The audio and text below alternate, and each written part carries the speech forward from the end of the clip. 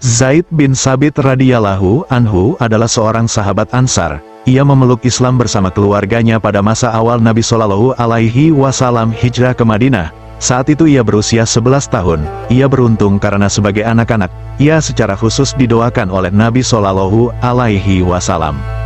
Pada waktu terjadinya Perang Badar tahun 2 Hijriah, saat itu ia berusia 13 tahun, ia dibawa ayahnya mengikuti peperangan. Tetapi Nabi Shallallahu Alaihi Wasallam melarangnya ikut serta, karena masih terlalu kecil dan tubuhnya juga kecil. Begitu juga ketika Perang Uhud, Nabi Shallallahu Alaihi Wasallam masih melarang beberapa anak muda berkuda mengikuti peperangan termasuk Zaid di dalamnya. Tetapi dua anak muda yang tubuhnya cukup kekar dan mempunyai keahlian tertentu, Nabi Shallallahu Alaihi Wasallam mengizinkannya, yakni Rafi bin Hudaij dan Samurah bin Judub. Keduanya berusia 15 tahun. Zaid bin Sabit sendiri baru terjun dalam pertempuran dalam Perang Khandaq pada tahun ke-5 Hijriah. Setelah itu, ia hampir selalu menyertai berbagai pertempuran yang dilakukan Nabi Shallallahu Alaihi Wasallam. Sebagai anak muda, ia mendapat perhatian secara khusus oleh Rasulullah Shallallahu Alaihi Wasallam.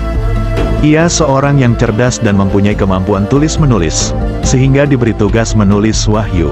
Beliau juga memerintahkannya mempelajari beberapa bahasa asing, yang bisa dikuasainya dalam waktu singkat. Ketika Nabi Shallallahu Alaihi Wasallam mulai melakukan dakwah kepada raja-raja dan kaisar di luar negeri Arab, Zaid bin Sabit menjadi salah satu penulis surat-surat dakwah tersebut karena kemampuan bahasanya.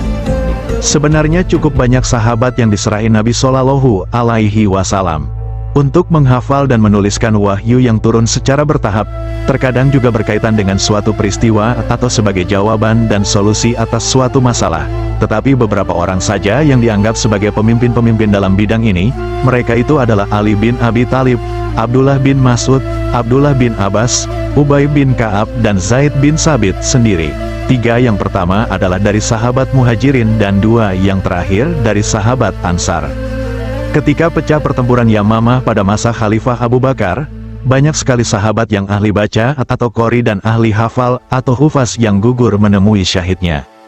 Hal yang cukup mengkhawatirkan ini dipahami oleh Umar bin Khattab, segera saja menghadap Abu Bakar dan mengusulkan agar segera menghimpun Al-Quran dari catatan-catatan dan hafalan-hafalan para sahabat yang masih hidup. Tetapi Abu Bakar berkata tegas, "Mengapa aku harus melakukan sesuatu yang tidak pernah diperbuat Rasulullah Shallallahu Alaihi Wasallam, yakni bid'ah? Demi Allah, ini adalah perbuatan yang baik," kata Umar agak sedikit memaksa. Abu Bakar masih dalam keraguan. Ia salat istikharah, dan kemudian Allah membukakan hatinya untuk menerima usulan Umar. Abu Bakar dan Umar bermusyawarah, dan mereka memutuskan untuk menyerahkan tugas tersebut kepada Zaid bin Sabit. Ketika Zaid menghadap Abu Bakar dan diberikan tugas tersebut, reaksinya sama seperti Abu Bakar. Ia berkata, "Mengapa aku harus melakukan sesuatu yang tidak pernah diperbuat Rasulullah Shallallahu Alaihi Wasallam, yakni bid'ah?" Abu Bakar dan Umar menjelaskan tentang keadaan yang terjadi dan bahaya yang mungkin bisa terjadi. Dan akhirnya Abu Bakar berkata, "Engkau adalah seorang pemuda yang cerdas, dan kami tidak pernah meragukan dirimu. Engkau juga selalu diperintahkan Nabi Shallallahu Alaihi Wasallam untuk menuliskan wahyu. Maka kumpulkanlah ayat-ayat Quran tersebut." Zaid bin Sabit berkata, "Demi Allah, ini adalah pekerjaan yang berat. Seandainya kalian memerintahkan aku untuk memindahkan sebuah gunung, rasanya itu lebih ringan daripada tugas menghimpun Al-Quran yang engkau perintahkan tersebut." Seperti halnya Abu Bakar, akhirnya Zaid bisa diyakinkan akan pentingnya pekerjaan tersebut demi kelangsungan Islam di masa mendatang. Zaid bin Sabit sendiri sebenarnya hafal Al-Quran dari awal sampai akhir, bahkan Nabi Shallallahu Alaihi Wasallam sendiri sering mengecek hafalannya. Namun demikian, ia tidak mau menggunakan hafalannya saja.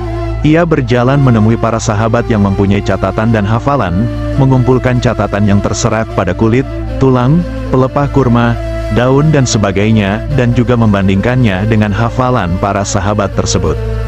Setelah semua terkumpul dan dicek ulang dengan hafalannya dan juga hafalan para sahabat, Zaid menuliskannya lagi dalam lembaran-lembaran dan menyatukannya dalam satu ikatan. Semuanya disusun menurut urutan surat dan urutan ayat-ayat seperti yang pernah diimlakan, didiktekan Nabi Shallallahu Alaihi Wasallam kepadanya. Inilah mushaf pertama yang dibuat dalam Islam. dan peran Zaid bin Tsabit sangat besar dalam penyusunannya. Ia menghabiskan waktu hampir 1 tahun untuk menyelesaikannya.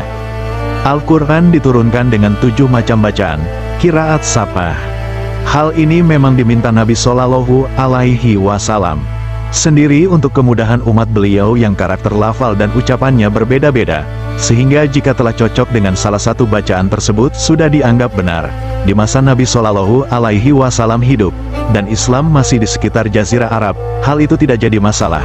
Tetapi ketika wilayah Islam makin meluas ke Romawi, Persia dan tempat-tempat lainnya, sementara pemeluk Islam juga makin beragam dari berbagai bangsa, bukan hanya Arab, hal itu bisa menimbulkan perpecahan. Pada masa Khalifah Utsman, di mana Islam sudah mulai menjamah wilayah Eropa, yakni Siprus dan sekitarnya, benih berbahaya ini ditangkap oleh Hudzaifah bin Yaman dan beberapa sahabat lainnya. Karena itu mereka menghadap Khalifah Utsman menyampaikan usulan untuk menyatukan mushaf dalam satu bacaan, qiraat saja, dan menyebarluaskannya sebagai pedoman bagi masyarakat Islam yang makin meluas saja. Untuk qiraat shafah, bacaan yang 7, biarlah hanya diketahui para ulama dan ahlinya saja. Khalifah Utsman tidak serta-merta menerima usulan tersebut karena takut terjatuh dalam bid'ah, sebagaimana yang dikhawatirkan Abu Bakar. Tetapi setelah melakukan istikharah dan mempertimbangkan persatuan umat, serta madorot dan manfaat dari adanya qiraat shafah, akhirnya ia menyetujui usulan ini.